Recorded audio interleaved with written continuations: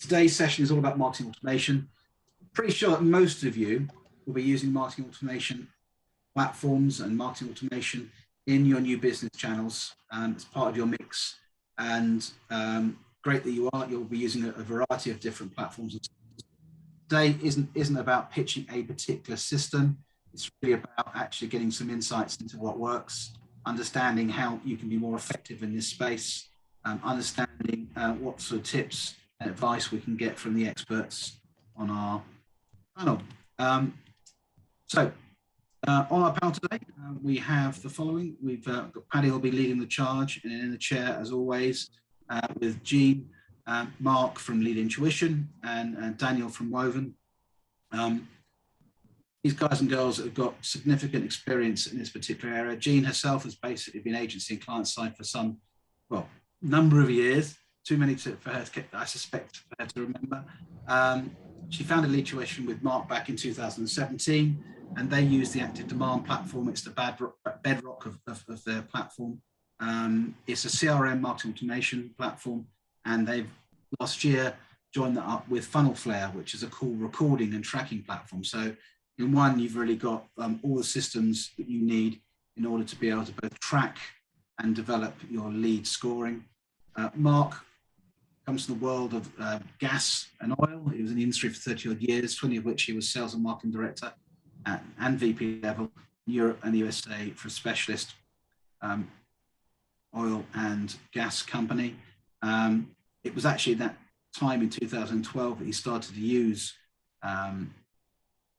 marketing automation, and very successfully.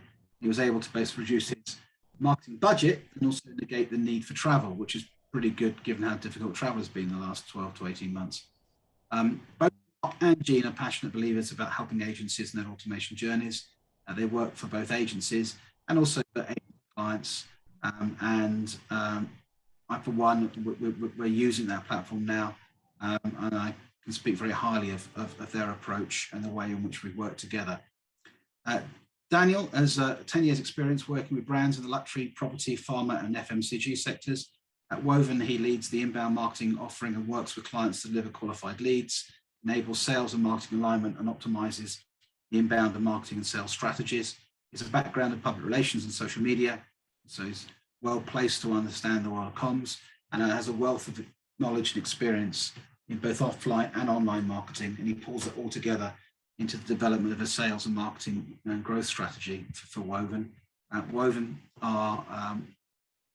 work very closely with HubSpot, amongst other platforms. So that's the team. Thank you for joining us all. Before I hand over to Paddy, I just want to mention that we have a 5 p.m. club tomorrow. An essential part of your new business marketing should be obviously the opportunity to network with others. As always, we'll be running a series of breakout sessions. This will give you the chance to meet new members as well as old friends. The session's only an hour long. Bring a drink, sit back and enjoy it. It's going to be hosted this time round by The Space Between, who are a specialist sports marketing and sponsorship agency. They're founded almost a year to today, in fact. And they help businesses and agencies in the disruptive sports and entertainment marketing landscape. So a really important area for development. We've all seen and witnessed the impact that the Olympics has had and the lift it's given the nation. They do an awful lot of work right across sports and marketing. And in particular, they've got a big focus on the development of women's sports. So looking forward to seeing them. I think we've got 67 people registered for that event. I'll put little notes in the registration box, a little link, so you can link to that. And then finally, just in case I don't get the chance at the end of this call, next Wednesday, the 15th of September, at the usual time, at 11 o'clock, we will be hosting a call with the amazing Sabina Sen, OBE. She's the CEO of a company called Full Colour, and she serves on several boards for over 30 years, and she's currently chair of the international development agency, ActionAid UK. She's set up Full Colour to bring a fresh approach to diversity, equality and inclusion, and she focuses on connecting organisations with proven business benefits to create strategic and systematic change. So not D&I for the sake of it, but actually how can you use D&I to improve your bottom line profitability? So I'm really looking forward to that. That should be a sensational session. Right, enough of me. Now I'm going to bring in Paddy, wherever you are, make you the hero. I'm over here, thank you. Can you put us all on the screen, please, whoever's leading? Spencer. There we go. Fantastic. Mark, Jean, hello. And Daniel, where are you? There you go. Brilliant. Can you guys unmute, Mark? Fabulous, thank you. Stephen, thanks for the update on what's been happening over next week's couple of weeks with Pimento. Great to have you guys here, Mark, Jean and Daniel. We have a great session ahead of us talking about all things marketing automation, what it is, opportunities it can bring, and everything in between. The aim is really to give some sort of perspective on the importance of utilising automation as well as a tool, but also help your marketing your business achieve more, giving you top tips and help to drive more effective comms and also improve the long-term value to your business. So guys, it's great to have you here. So let's get started. I'm going to start with you, Jean. Quick question in terms of just a general overview of what is marketing automation and also the difference. I know you guys talk about sort of the alignment of sales and marketing automation and the difference between the two and how that all works. Thanks. Yeah. Good morning, everybody. Yes, it's becoming increasingly more important that we align all the silos, that everyone talks to one another and knows exactly what's going on. So if you can have marketing and sales automation talking to one another and playing nicely, then you're going to get much, much more from your funnel than you would get if they were separate things. So in a nutshell, marketing automation is all about the outreach. It's going to go out to bulk numbers of people. And from that, you're going to distill down your funnel. You're going to look at the people who respond to you, either by responding to your initial outreach, or you may have an automated cadence of emails that go out to somebody. And that might be important as well, because within that, you can bring them to the point where they're not wary of you anymore. They quite like what you're saying. They may have looked at one email and they may have looked at a second one, but they won't respond until the third. And something you say in the subject line of the third email is enough for them to say, yeah, I like these guys, we'll get in touch. It could be through social media. Most of the marketing automation platforms will allow you to schedule and post organic social media months in advance, which means that you can do stuff when you've got time, not in a hurry. It can also join up your pay-per-click and give you better metrics, dare I say it, than Google Analytics. It can join up your Facebook advertising so that leads drop straight into your funnel rather than you having to double enter them. In some cases, your platform will call record and call track if you want to use it in that way. A lot of them will offer you the chance to deliver a funnel type approach to dashboards. So you can actually look at people as they move along your sales funnel. What's the difference between that and a sales enablement platform is that sales enablement is all about what happens next. So your marketing qualified leads need to move into your sales funnel, and then they need to be handled by the most appropriate person, which may be a salesperson, it may be an SDR, it might be a BDO, but someone who's going to do the next part of the outreach. So that will offer you power dialing, it will offer you call tracking, it will offer you call recording, if that's what you need. It will offer you automated voicemail drops for the people that don't pick up on your call, and it will offer you automated email cadences to try and bring them back to life so that you don't lose your sales leads. So those, in a nutshell, that's the difference between the two things. If you can get it integrated and talking to one another, that gives you this seamless business proposition from outreach right the way through to conversion. Oh, and the attribution if you're an agency. Fantastic, Jean, thank you. And I suppose in terms of, I'm going to turn to you, Daniel, because we were talking about this in this briefing session, and you were saying there's a lot of resistance to businesses taking on marketing automation. And can you just, in a nutshell, explain sort of what sort of challenges you come across and sort of, or what sort of pushback you get, but also sort of flip that and say, actually, what can marketing automation deliver in an ROI sense of point of view, so that agencies can understand actually there is long-term value to this. It does take time, but actually once you start, there's a real, it can build momentum. And as you said, it's the third email down the line, you're potentially getting an opportunity coming through. So that's a lot in one question, I suppose, but yeah, over to you, Daniel. Yeah, definitely. So I think, you know, when we have conversations with clients and there may be some hesitancy or resistance to implementing marketing automation, it's usually around there's a little bit of insecurity in the quality of the data that the client may have. So they may be a bit unsure of what data they have, or, oh, we've got a bit of data over here and we've got a bit over here, and or we think it might be a bit out of date and there's big gaps and big holes in our data, which I think usually the response to that is, that's fine. Let's just do that task itself then to qualify and try and kind of cleanse that data. If we think the data is too old and it's out of date, maybe that in itself then is a piece of comms that we need to do to try and cleanse that data. If we think, you know, that some of the data is incorrect, things like that, there's just a whole process there to just try and kind of cleanse that data. Anything that we're not like entirely confident about, if it's a GDPR concern, if it's an accuracy concern, then actually probably the best thing to do is to just kind of put that data to one side and let's invest and concentrate on the data that we are really confident and secure with. I think another kind of hesitancy comes from this idea that if things are automated, they're not very personalized, especially in the kind of marketing to marketing space. Marketers don't like to be marketed to as much as salespeople don't like to be sold to.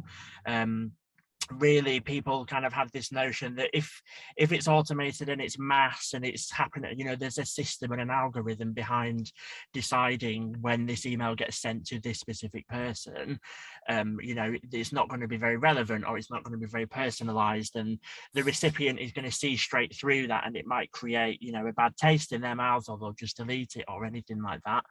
And I think really the answer to that is your marketing automation can be as personalized as the depth of your data is that you have. The more data you have, the more ways that you can personalize your content, the more ways that you can cut and change and segment your data. You know, any kind of data property or data value that you have on your contacts, that is another way that those contacts can be segmented and that can be split and things like that. So, you know, I would say with the kind of the way to work around that is, if you've got a whole contact database that covers maybe 3 or 4 of your personas for your business, it shouldn't just be one automated piece of comms. It shouldn't just be one automated strategy that is going out to everyone. The data is there. The tools are there to enable us to segment and cut and chop that data. It's not a one size fits all. Let's, you know, if we're hesitant and we're taking it slow because it's automation is something that we've never done before, let's focus on a specific sector. Let's create content specific to that sector and just automate a journey to those people, and then let's see how it performs, and then let's optimize it and let's make it better. It may work, it may not work, but I think those are the two main kind of resistances that we come across. Is people are insecure about the quality of their own data, and also people are hesitant just because they think it's not going to be very personalized and it's going to be quite off-putting for the majority of the audience. I think I could add to that as well. I think the third thing is user experience. So maybe they've used something in the past and it's been very complicated. They haven't understood it. They haven't had the guidance quite often. Many of the off-the-shelf platforms don't come with a Daniel, Jean and Mark. They come with a series of things that you've got to read for hours and hours to try and make them work. So I guess that it is the user experience as well. Some agencies particularly will say, we don't have anyone on staff that has this knowledge at the moment. So can you work with us? And of course, the answer with all 3 of us is yes, we do it every day. Yeah. I think it's building on that as well. I think there is, it's your own experience of being per email to or LinkedIn to, and LinkedIn automation is sort of the worst when you sort of, they tell them you don't love them anymore and stuff like that. It's like, oh, just please go away. And that automatically puts a sort of bad spin on it, especially if you're getting started. So I'm just going to sort of, in terms of the data side of things, there's huge amounts of data and opportunity. And Mark, I think what would be great is to sort of build down into that and sort of just understand sort of, I suppose, when you're sort of surrounded by all this data, how do you really, from an agency perspective, how do you really use it to the best ability and to understand what the opportunities are and bring in that sort of lead scoring side of things as well, to really get to optimize what you're doing, but also to understand when it becomes that sales lead and sales opportunity? Well, as Daniel has said, marketing automation is all about personalization and segmentation.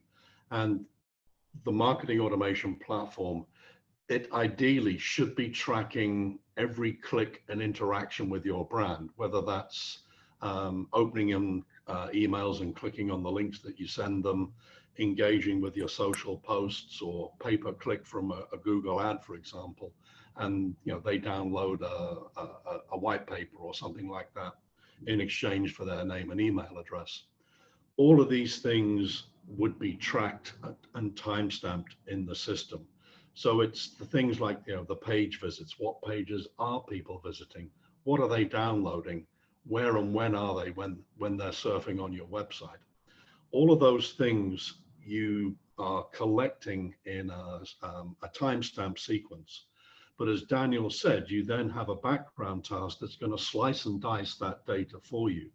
And ideally, what you're looking to do is to basically come up with, does this particular person fit my ideal customer, or do they fit my customer persona or avatar or profile, whatever word you want to use, that makes them a senior marketing or marketing agency person, or a director at an end user or automotive dealer.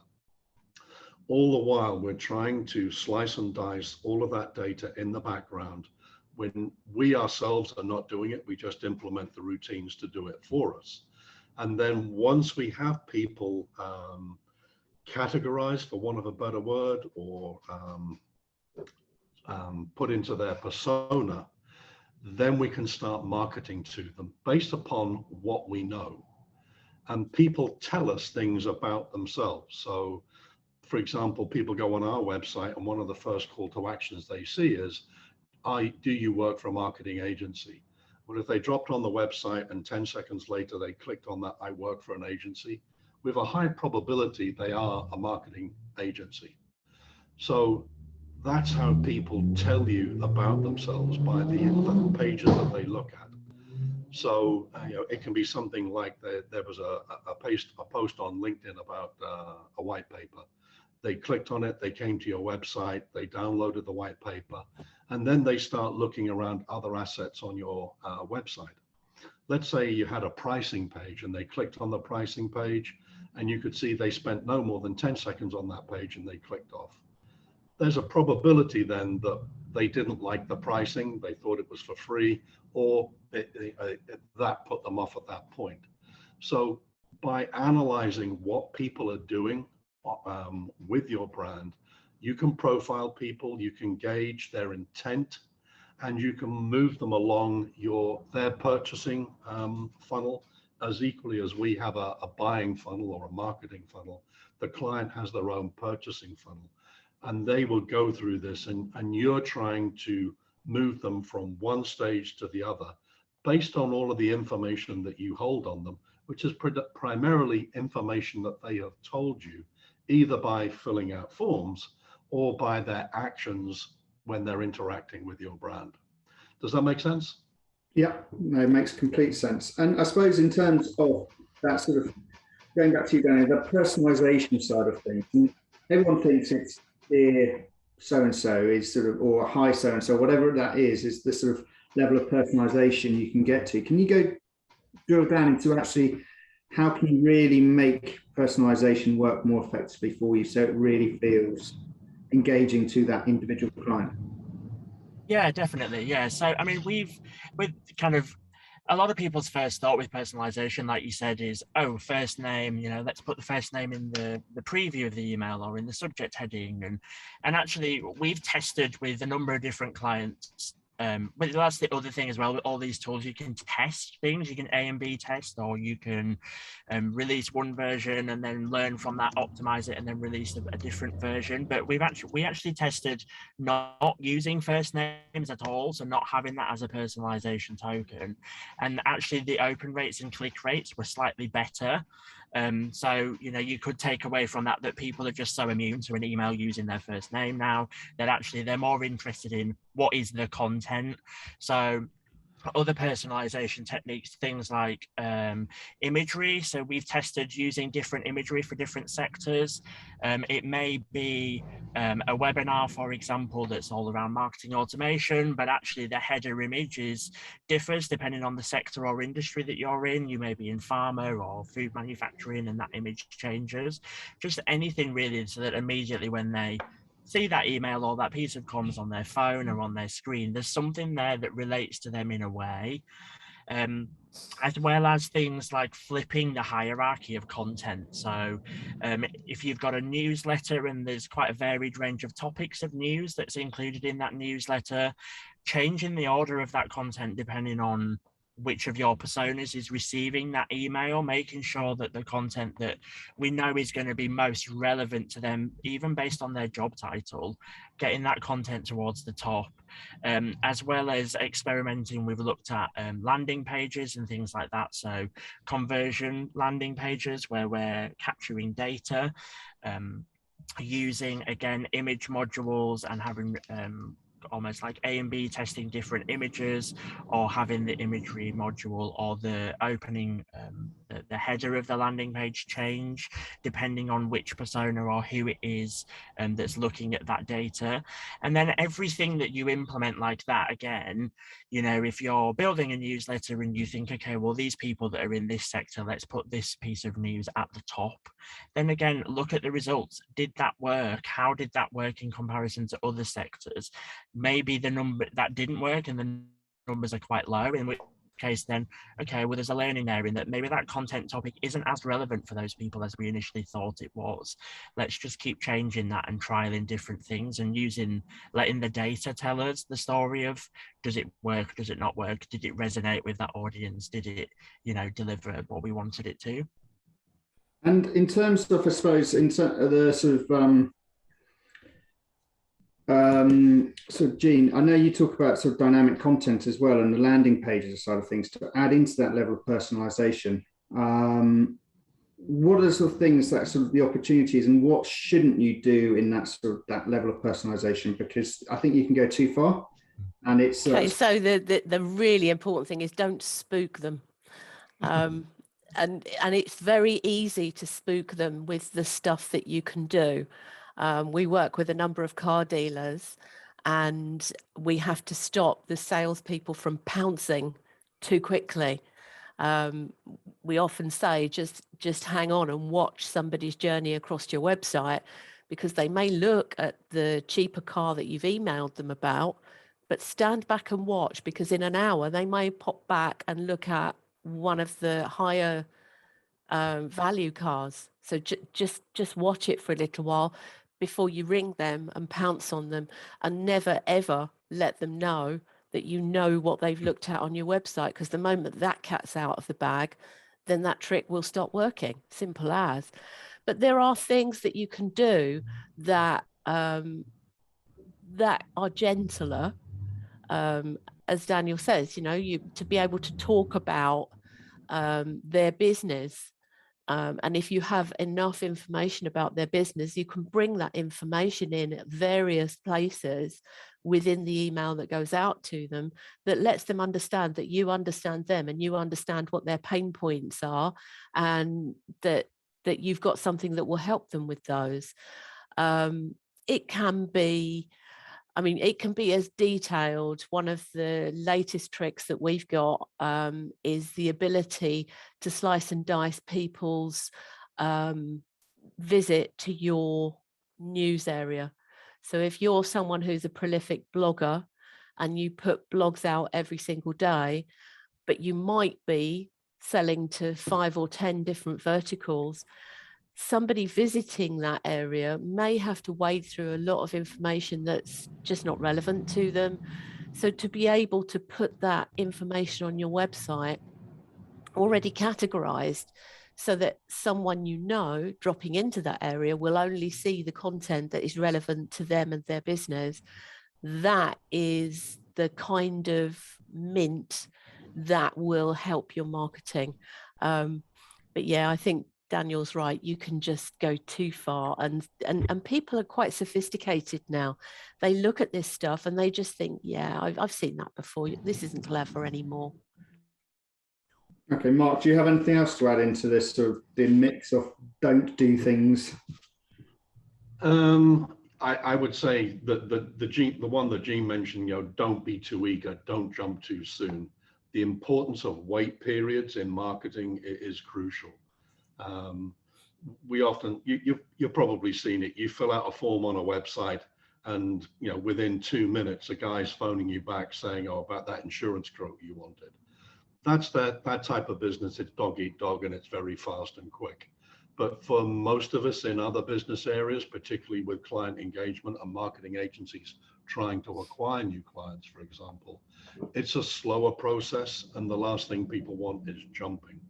Now, you were originally talking about dynamic content.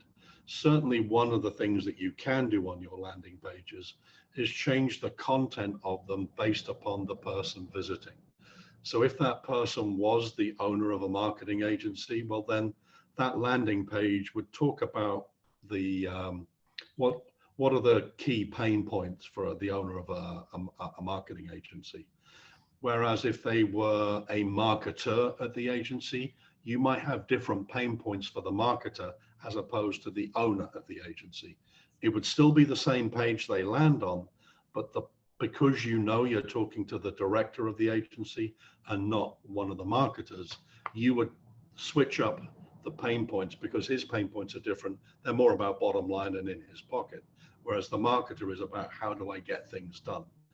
So you would have the same URL and landing page, but the content would adapt.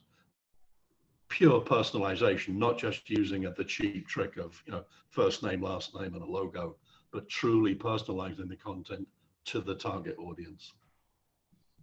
Brilliant, thank you. And actually moving on to that sort of the whole content discussion, I suppose it's sort of, what are the sort of tips you can give around sort of the use of the content, the quality of the content, and how to really sort of maximize the opportunity that thought leadership can bring into automation? I'm going to pass that to Daniel. Yeah, I mean, I think that in terms of like maximizing content, and one of the first things that we like to do when working with like new clients, and I would recommend that everybody goes, if you're thinking of doing marketing automation, I would recommend this be one of the first things that you go away and do, and that's to audit your existing content. Catalog all of the content that you already have, whether you think it's good, whether you think it's served its purpose, whether you think it's still relevant, is it outdated, and what format that content is in. That's really one of the first things you should do. What nobody wants to do is go away and spend loads of time and loads of money creating loads of brand new content from scratch, if actually you've got something that you made a year and a half ago that just needs a bit of updating, or maybe you have something that's in almost like a blog post format, and that actually your audience wants videos, therefore you need to take that topic and do it as a kind of recorded talk to camera piece. Once you've audited that content and then you've identified any gaps, so it may be that actually there's an entire persona where you're missing lots of content, or there's an entire sector where you don't have loads of content, that then gives you your direction. That's your focus for the coming months.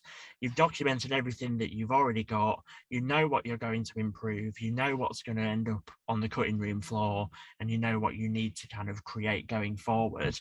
And then any content that you are creating, just keep in mind that that user journey is not as linear as we would all love it to be. Someone doesn't come to your website, download a brochure, speak to a salesperson, purchase, lovely, get the product or service and with their lives.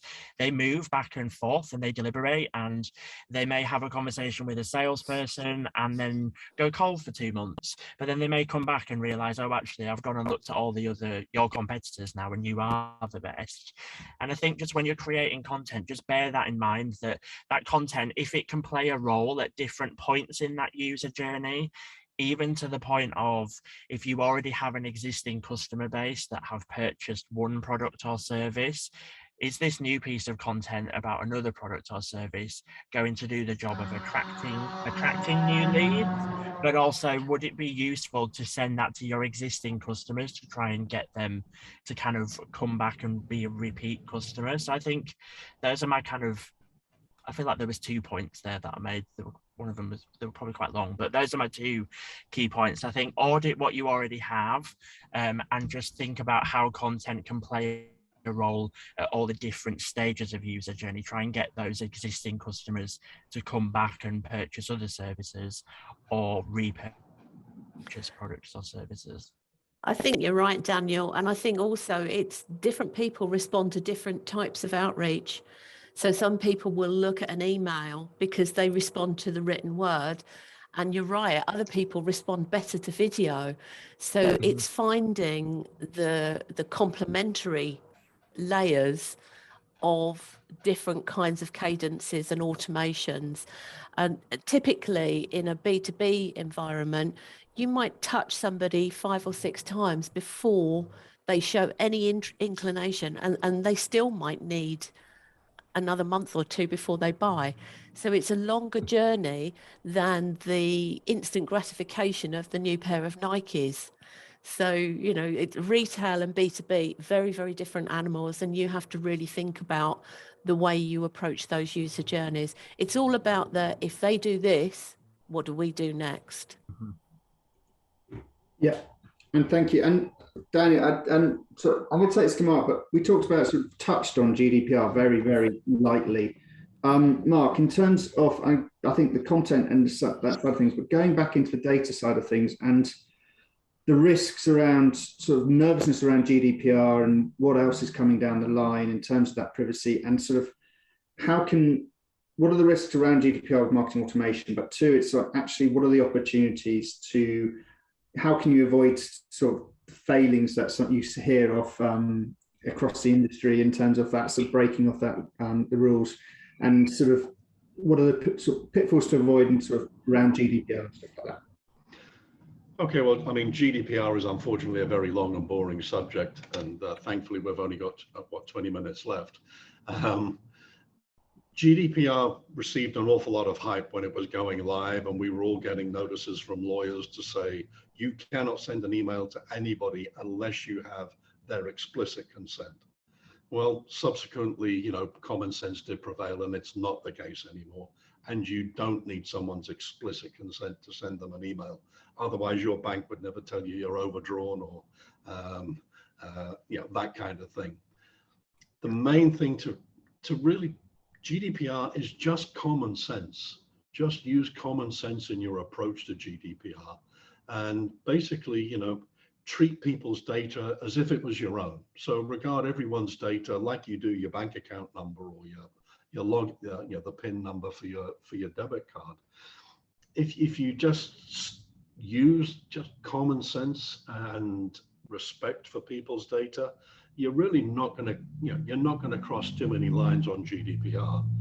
And the interesting thing is, the Information Commissioner's Office has not been particularly active since the lockdown, simply because the Information Commissioner's Office doesn't have GDPR-approved means for people to work from home.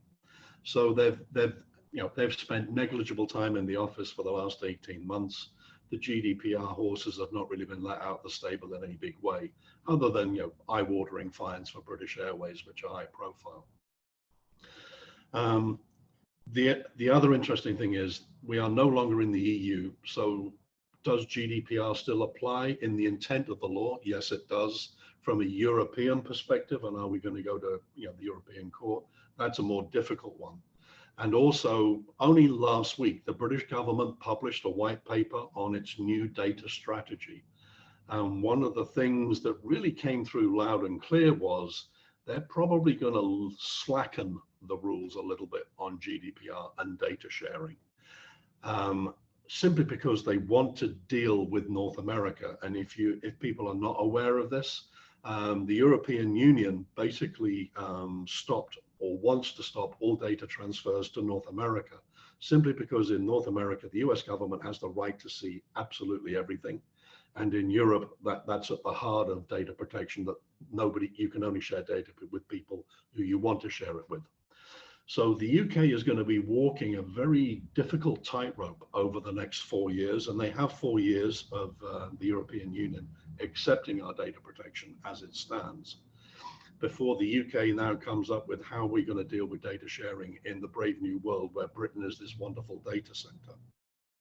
So there's some interesting times ahead, and the GDPR rules, we should expect them to change and probably soften a little bit. But at the end of the day, if you can distinguish between personal data, and personal data is, first name, last name, email address, telephone number, etc., just general contact. If you deal with sensitive data, like you're a lawyer or a financial advisor or a bank or what have you, then you are holding sensitive data. If you're holding sensitive data, you need to be absolutely really careful with it and keep it away from marketing automation, in my opinion. Just stick on the marketing automation side to just people's personal information, name, rank, and serial number, not bank account numbers, legal cases, etc. That belongs completely away from marketing automation. One way that we do tell if people really do take GDPR and privacy seriously is when we go to people's websites. You'd be surprised how many people do not have a privacy policy. So therefore, if they don't have a privacy policy visible, and they should by law, then the likelihood is that they have no privacy regulations or rules or processes within their company. So, I mean, anybody on the call today, if your website doesn't have a privacy policy, put one up. Even if it's a link that just says privacy policy, you might save yourself a visit from a GDPR inspector or a clever competitor. It's just something very visible, and you absolutely have to have it. So those are the kind of issues that are coming up. But honestly, GDPR, just use common sense. You don't need people's consent to send them an email. If you have an existing relationship with somebody, that is a relationship. You would normally email each other in the course of normal business. And a relationship can be someone says, how much is the product A, or do you do product B in green? Any contact initiated by a customer, you now have a business relationship. The other one is if people are engaged in a business that could benefit from your services. So we sell marketing automation, so people in the marketing business, that's our target audience, they could use marketing automation. We have a legitimate interest to advise them that we sell marketing automation. And that's the purpose. It's called legitimate interest. So if I sent it to a doctor's surgery, doctors probably don't need marketing automation. So that would not be a legitimate interest, and I would be breaking the law. But if they are a company that has a website and they could use marketing automation, it's quite within my remit to do so. So, the whole thing is you don't need people's consent. It's better if you have it. It's certainly better if they come from pay-per-click or social media and they volunteer their email address. They are voluntarily entering into a relationship with you. But equally, you can buy records. And so long as you target the people and you tell them, I'm sending you this email because we sell marketing automation and you're a marketing agency, a little disclaimer like that on the bottom why they're sending it, it's okay. And the other Can I thing also is, add that most marketing automation platforms will offer the opportunity for unsubscribe. That's really, really important. And people get more ticked off about being ignored when they unsubscribe than they get ticked off about anything. The other thing that's really important is the ability to document the right to be forgotten or the right to be deleted. And most marketing automation platforms will actually automate those processes so that should there ever be a problem with the Information Commissioner's Office, it's date and time stamped so that you can prove that you've done everything to offer the recipient the opportunity to opt out of further communications. Brilliant. Thank you, guys. I think I'm going to open it up to the floor. I've got one from Jill. I've got one last question at the end of this, but question from Jill. What are the sort of industry standard metrics on use of automation that a marketer could measure the effectiveness of their campaigns against? And actually that goes back to a question around the ROI of automation as well. I'm going to pass that over to Jean, if that's okay to start with. This is a really difficult one. Mark might have some different stats to me, but the marketing industry is surprisingly behind on this kind of information. And what you'll look at from the proprietary brands, the off-the-shelf marketing and email modules, is it's all about email opens. And of course, that's absolute rubbish, because an email open can be somebody that had it on their, literally on their Google preview pane. That could be classed as an email open. It doesn't mean anything to anyone. But those are the kind of industry standards that people look for. And actually that sort of metric isn't anything. What you really want, and what most marketing automation platforms will show you, is did they click through to your website? How long did they stay on the page that you gave them the link to? From that page, did they move around to other places? Did they open the white paper that you sent them? Did they download the white paper? Did they jump onto the landing page that you set up that allowed them to submit even more information to you? These are the kind of metrics that you really want, and they are really strategic and more important to the individual campaign than they are to the industry, in fairness. And I think just to kind of add to that, when we kind of look at reporting and things like, how many people opened the email, how many people clicked, etc., the tools automate that bit. So all of those numbers are there, which then enables you the time to actually look at, but who were those people? Look through and see, it's all great having, a PowerPoint or a Google Doc or whatever with graphs and charts and lots of lovely numbers on there about how well your email campaigns have been doing, but who are those people? Go through and vet those people. If there is one person in there that is a really senior decision maker at one of your key kind of sector like businesses, or even if it's a bit of account-based marketing and it's a key decision maker at a specific business that you're trying to target, if they opened your email, read it, clicked through, and then engaged on the page again, pull that out and put that in any kind of reporting that you're doing, because that in itself is, equally, if not possibly way more valuable than the bigger kind of top level numbers and reports and metrics. So the fact that all those numbers are automated means that you should have time to be able to go that step further and do that manual element of reporting and look specifically at who those people are. Daniel's right. It's all about, marketing is all about the assumptions that we make. So when we sit and we work out what the personas are for the people that are within our target verticals, it is assumption. It's only when you start to look at the aggregated data that you work out whether you've got those assumptions right. And that's when the strategy jumps in, and you can start to say, well, actually, this is what we were looking at the beginning, but actually, I'm not sure that that's right. We can nip and tuck it and get much more out of this, simply because we know that the assumption was almost right, but now we know what to do in the future. And it's all about being able to move the strategy onwards, because it's not one size fits all. It is an evolutionary thing. So you're constantly moving your marketing strategy on, and each time you do, you get better results. Brilliant, thank you, guys. And there's another one. Chris, do you want to bring this in? I've got an idea. Chris and Roy from Precision Proco. Is that right? Chris, do you want to unmute yourself? Hi there. You okay? Yeah, good. How you doing? Yeah, good. Thanks. Good. Yeah, I mean, I think we're in the process of applying marketing automation to our sort of sales process and the journey that we're going to go down. But I suppose in your experience, do you feel that it works more effectively with existing client relationships or new business? Have you used it for both? Can I answer that? We've used it for both. Mm-hmm.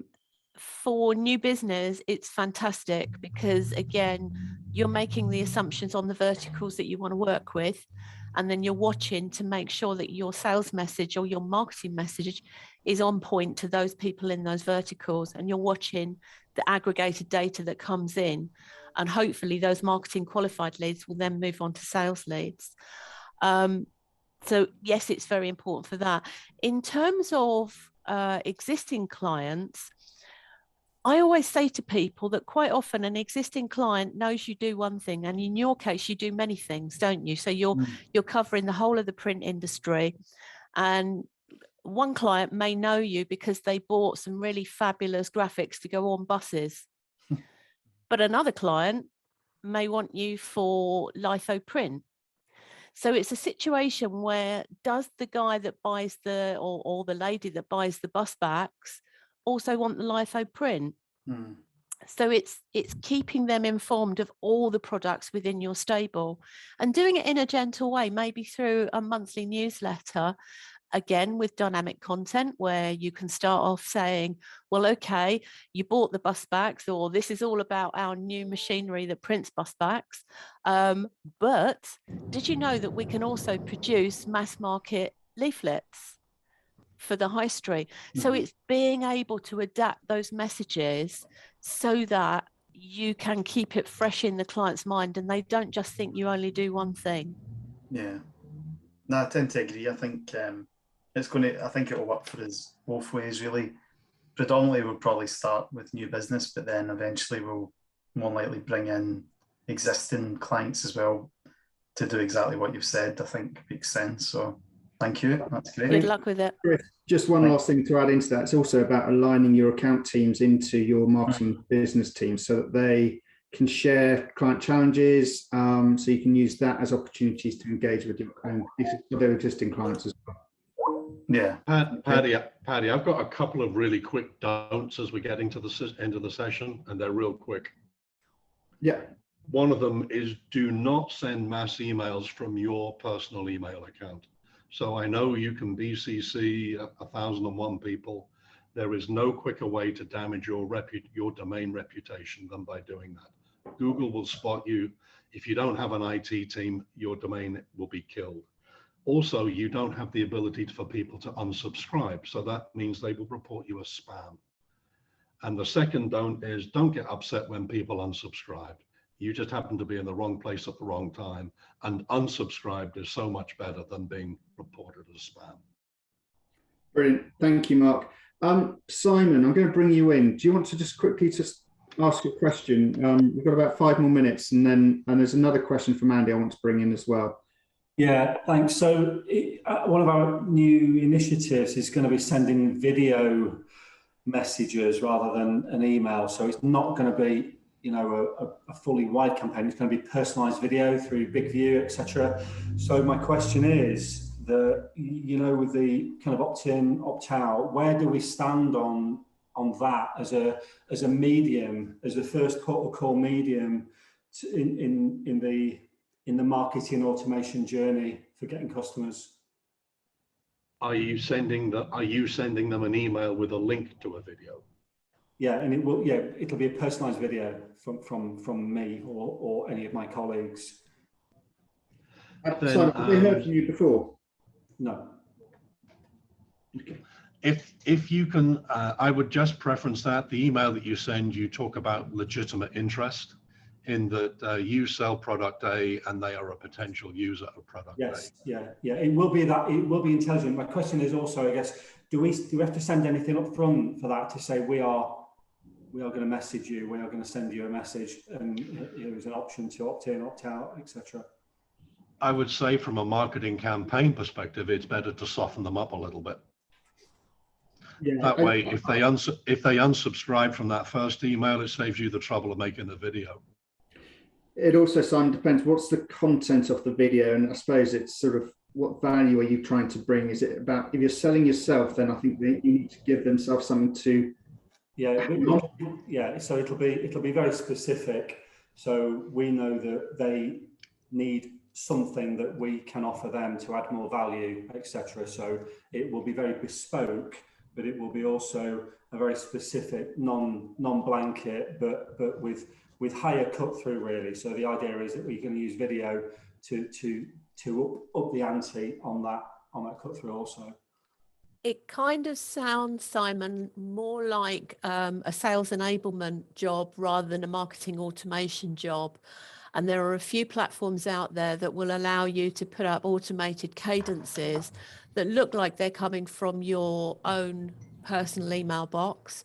But if you develop then an automated cadence and the customer responds to maybe your first outreach email, you then have the ability for that sales enablement tool to tell you that now is the time to record that video.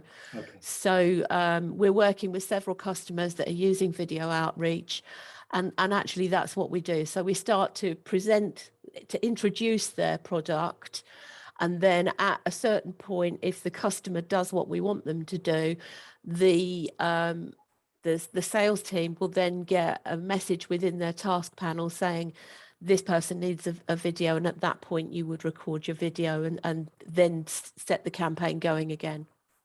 Awesome. Okay. Brilliant, Simon, thank you. And Andy, I'm going to bring you in. We've got 2 minutes and then I've got to wrap up. Yeah, no worries. I'll be quick. Yeah, the question was, what can the marketing automation industry do to make it a no-brainer decision for companies to buy into it? I mean, I use a lot of our customers as an example. We did some analysis of them, and they basically use us to identify companies to go to their website, and they have that sort of fairly simple mindset. It's very low-end, bottom-feeding type stuff. We would look at their websites and try and convince them to do certain things, like having the lead magnets and stuff that will get them to build a list. But they've often had their fingers burnt in the past. And looking at figures, 54% of our customers use some sort of marketing automation stroke CRM type thing, which is actually incredibly low. And the rest of them, they either think the visitors to our website would not buy into anything, they wouldn't sign up for anything because they're just looking for widgets.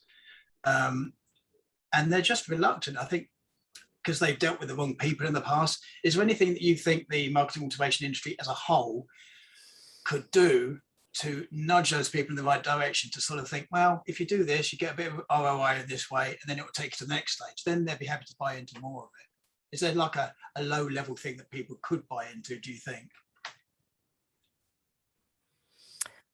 It's a difficult one, Andy, because yes, you're always going to find people that have had their fingers burnt.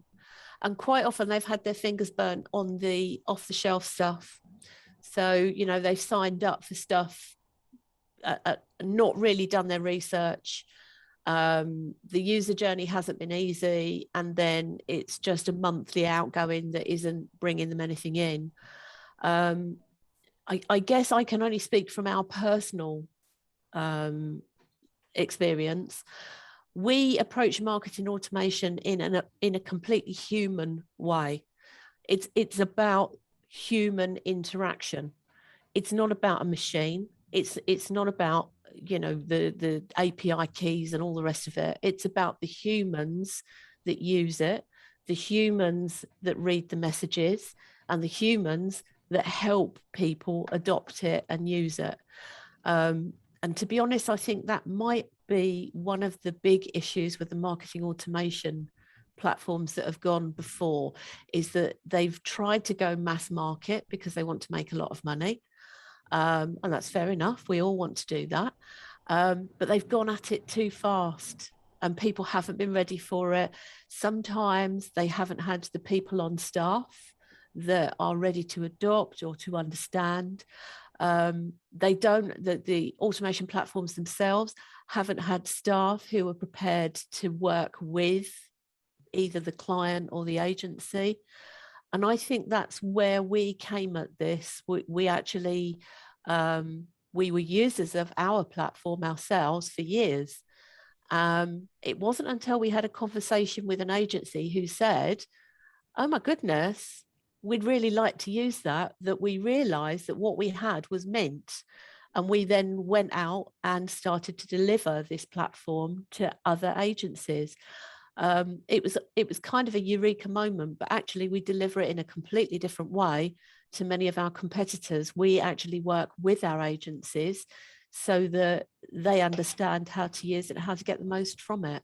So it's one of those things that I think each platform works in a different way. A lot of what we do is such common sense, and I know Woven are exactly the same way in their approach. They work with customers, they're human. I think one of the big advantages of marketing automation, and I guess any automation, is that you're implementing some form of efficiency in your business. It should be making your business function more efficiently. It should be saving someone, if not a team of people, time. If it isn't, and it's becoming a headache and it's becoming a burden and it's taking up more time than it's supposed to be saving, then something's going wrong. Either it's not the right tool for the business, or the business are trying to use a tool in the wrong way, whether, you know, it's a square peg round hole, that which it happens both ways. But I think, yeah, one of the main things is that it's supposed to be implementing an efficiency. It's supposed to be saving someone somewhere in the business time. Yes, there's an investment up front to get it set up and to audit your content and to map those journeys out and create that strategy. But once it's on, you should be able to kind of leave it on, tinker with it every now and then, and just see the leads coming through. If that's not happening, something's wrong on either side of the fence. I think it's either the wrong tool or the business are trying to use the tool in the wrong way. Brilliant, guys. Thank you very much. We've actually run out of time, so I'm going to say thank you very much to Jean, Mark, and Daniel. Thank you very much for your time, and Pleasure. It's been a really enlightening session. I hope people got a lot out of it. What we're going to be doing, I'm going to be following up in the next week or so with a sort of a report and or download top tips of around marketing automation, how to use it more effectively. This video is going to be on our YouTube panel later today.